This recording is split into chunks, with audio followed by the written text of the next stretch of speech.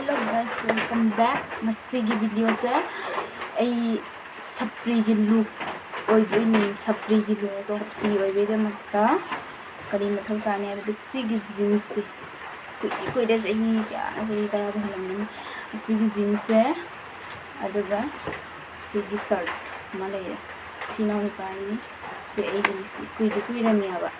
si Chapri gi look oibe da makta se Chapri gi king jiti salasi ase kai ki me isu khangde ba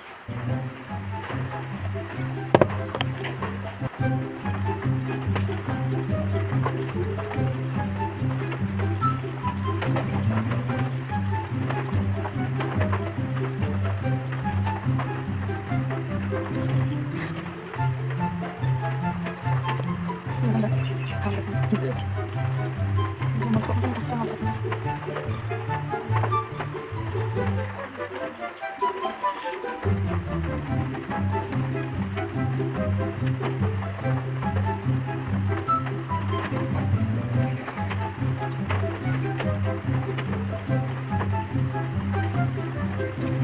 Chapri gi makeup look na duna powder khara kai da sigi powder se kodi Chapri se oi rakte mina Chapri se kamai to ge khangde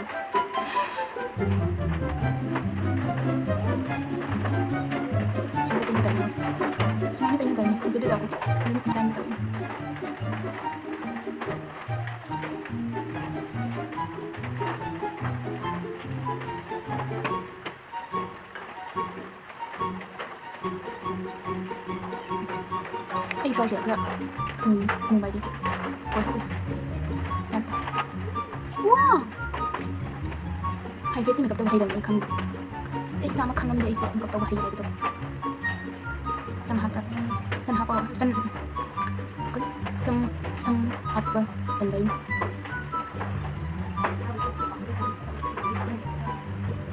keren aja ya di makeup top side ya jadi kuy ini tay dia tuh thada na tham le masih di mathau ta le kan chale le Chapri ki look oibe to moda karama color pink color se taise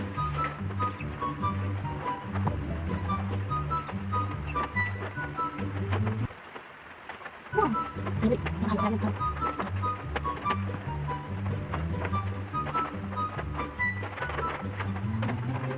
ya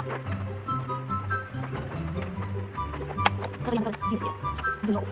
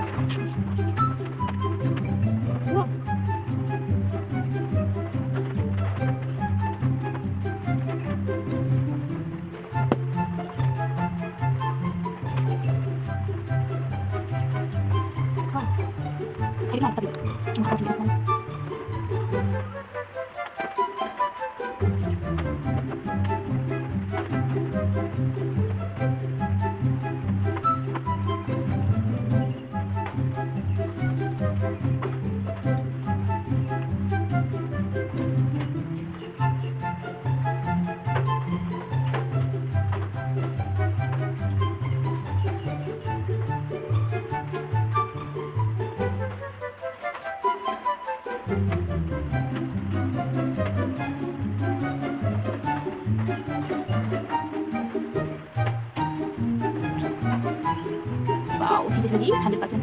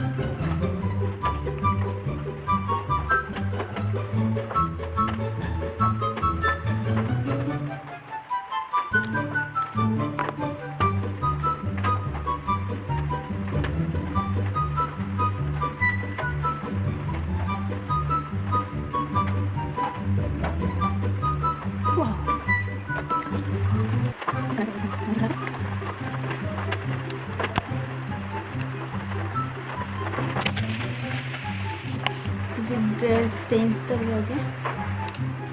hello Chapri मालबो जित्ती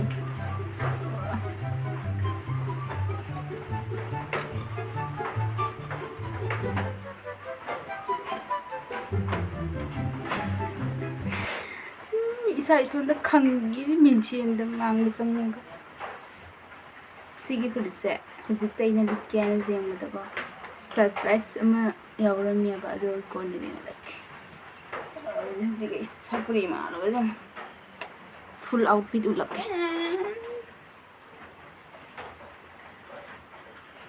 tripping, I'm sliding, I'm riding through the back like fuck.